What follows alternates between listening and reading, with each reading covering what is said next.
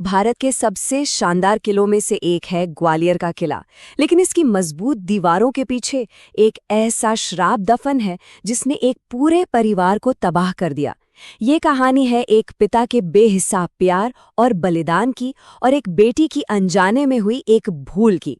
तो चलिए आज हम इसी किले से जुड़ी एक ऐसी ही कहानी के पन्ने पलटते हैं। जरा सोचिए, कोई बेटी 15 साल के लंबे इंतजार के बाद अपने घर लौटती है, अपने माँ बाप को एक सरप्राइज देने। लेकिन उसका आना ही खुशी की जगह एक भयानक त्रासदी की वजह बन जाए। आखिर ऐसा कैसे हो सकता है कि एक बेटी का प्यार ही उसके अपने परिवार के लिए मौत का पैगाम ले आए। कहानी शुरू होती है मधु से, एक 23 साल की लड़की जो दिल्ली में रहती थी।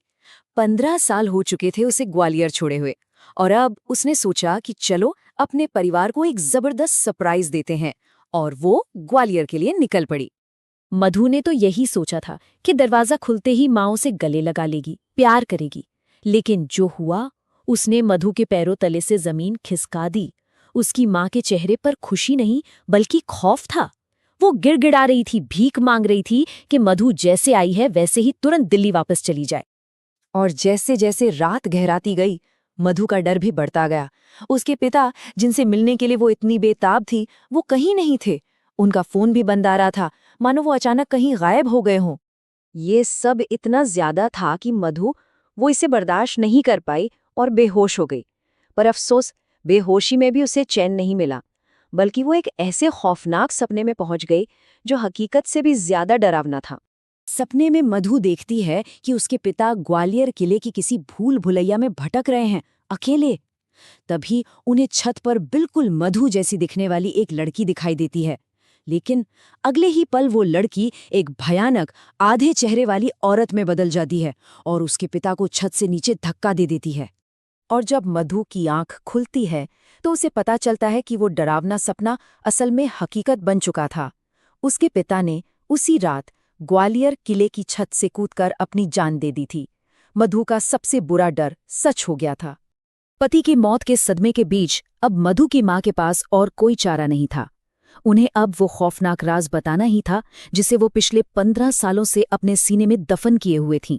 इस पूरी गुत्थी को सुलझाने के लिए हमें 15 साल पीछे चलना होगा, देखना होगा कि आखिर उस दिन ऐसा क्या हुआ था जिसने आज इस खौफनाक मंजर को जन्म दिया। ये सब शुरू हुआ था जब नन्ही मधु खेलते खेलते ग्वालियर किले के एक ऐसे हिस्से में पहुंच गई थी जहां कोई नहीं जाता था। एक सुनसान अंधेरा तहखाना।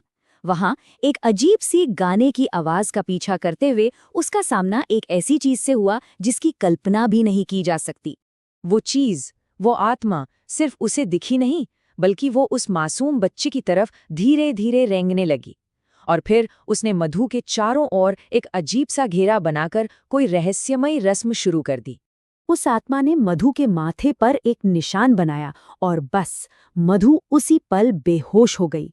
ये कोई मामूली बेहोशी नहीं थी, ये एक जानलेवा श्राप था जिसने मधु को जैसे मौत की नींद सुला दिया था। बड़े बड़े डॉक्टर भी उसे होश में नहीं ला पा रहे थे।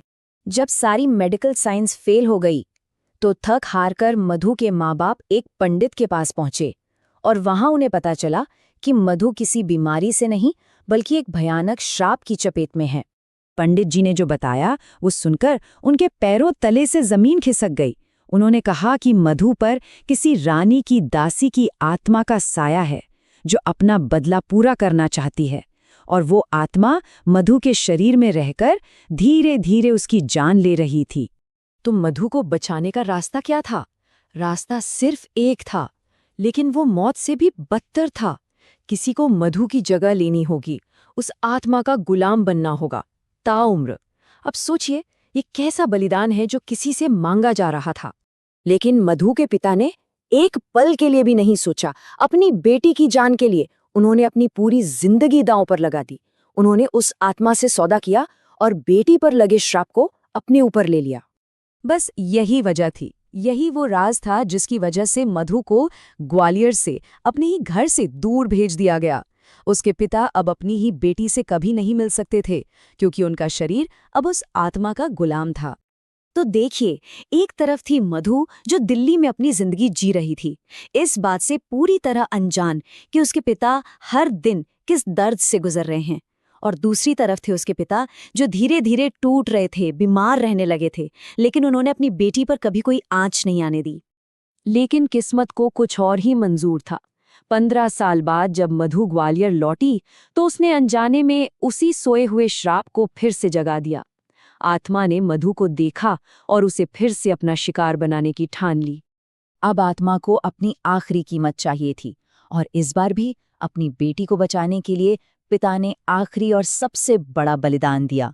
उन्होंने अपनी जान देकर अपनी बेटी को हमेशा हमेशा के लिए उस श्राप से आज़ाद कर दिया। उनकी माँ ने रोते हुए मधु को बस इतना ही बताया, वो तुमसे बहुत प्यार करते थे और किसी भी हालत में तुम्हारी रक्षा करना चाहते थे। ये एक पिता का अपनी बेटी के लिए निस्वार्थ प्यार था। तो सवाल ये उठता है कि क्या ग्वालियर के किले में वाकई कुछ है, या ये सब सिर्फ कहानियां हैं? इसका जवाब शायद हमें कभी न मिले, लेकिन एक बात तो तय है, ये कहानी हमें सिखाती है कि माँ बाप का प्यार दुनिया की हर बुरी ताकत से कहीं ज्यादा बड़ा